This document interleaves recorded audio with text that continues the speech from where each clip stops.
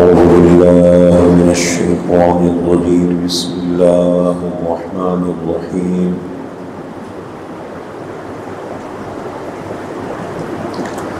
يا بني إسرائيل اذكروا نعمتي التي أنعمت عليكم وأني فضلتكم على العالمين واتقوا يوما لا تجزي نفس عن نفس شيئا ولا يقبل منها شفاعة ولا يؤخذ منها عدل ولا هم ينصرون.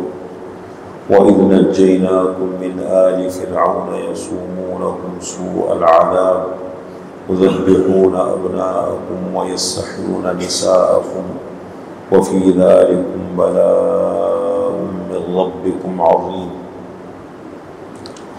یا بنی اسرائیل، اے بنی اسرائیل، اذکروا نعمتی، یاد کرو میری نعمتیں، التی انعمت علیکم، جو نعمتیں میں نے کی ہیں تم پر، وانی فضلتکم علی العالمین، اور بے شک میں نے فضیلت دی تھی تمہیں جہان والوں پر، واتقوا، اور ڈرو، یوماً، اس دن سے، لا تجزی نفس عن نفس شیئا، کہ بدلہ نہیں دے سکے گا کوئی نفس کسی نفس کو کچھ بھی، ولا يقبل منها شفاعۃ، اور نہ قبول کی جائے گی اس نفس کی طرف سے کوئی سفارش، ولا يؤخذ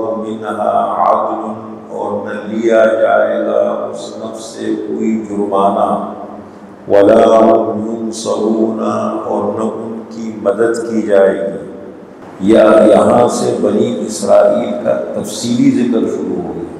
پہلے ایمان کا پہلے رکوع میں، اب تفصیل شروع ہو گئی، اور اس کا آغاز کس طریقے سے فرماتے ہیں اللہ تعالیٰ۔ میں نے کہا تھا نا کہ سورہ بقرہ کا مین عنوان ہے یہود کی اصلاح اور مسلمانوں کے لیے ضروری احکام۔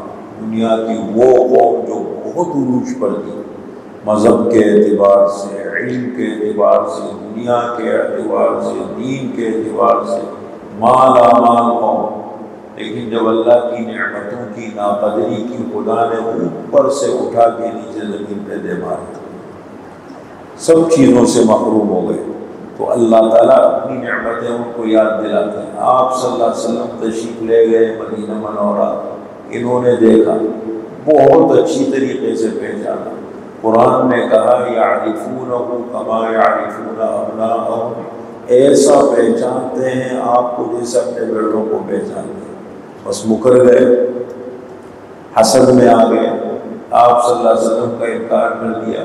مدینہ منورہ کی سرزمین پر یہود کی بڑی تعداد تھی اور بڑے بڑے علماء تھے۔ آپ صلی اللہ علیہ وسلم نے فرمایا 10 علماء ان کے ایسے ہیں جن کو بہت اچھی طرح پتہ ہے، اگر وہ 10 علماء مان لے ایک بھی یہودی دنیا میں نہ رہے، انہوں نے منع کر دیا۔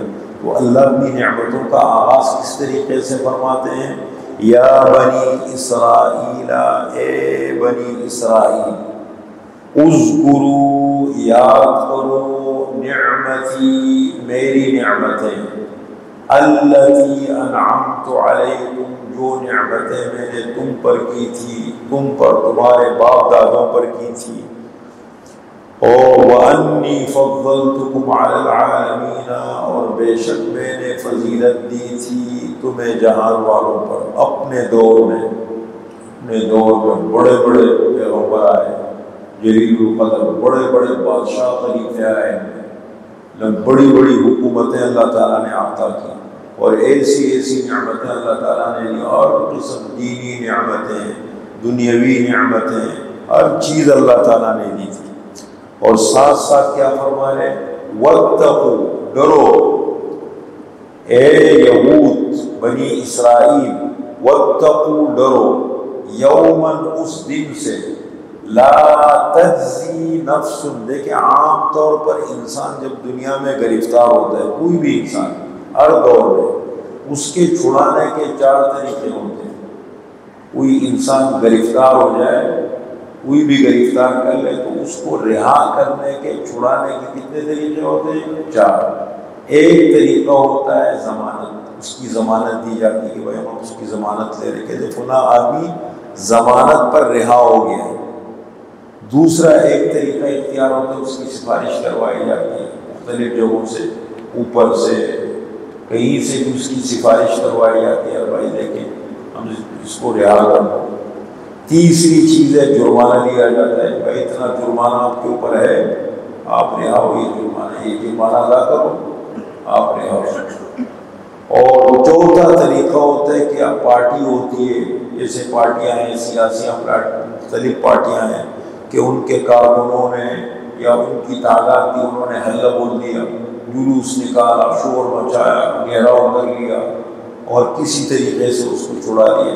یہ چھڑانے کی ممکنہ 4 صورتیں ہوتی ہیں۔ اللہ فرماتے ہیں دنیا میں تم اختیار کرتے ہو، ہمارے ہاں یہ چیزیں جب اللہ کی پکڑ میں آؤ گے اور اللہ کی گرفت میں آؤ گے تو یہ چیزیں پھر وہاں نہیں چلیں گی۔ وَاتَّقُوا، ڈرو، یوماً، اس دن سے، قیامت کے دن سے، لا تجزی نفس عن نفس، کے بدلہ نہیں دے سکے گا کوئی نفس کسی نفس کو، شیئن، کچھ بھی، کوئی کسی کے کام نہیں آئے گا، ضمانت کوئی نہیں لے گا، وہ اپنی فکر میں لگا ہوگا تو دوسروں کی کیا ضمانت لے گا۔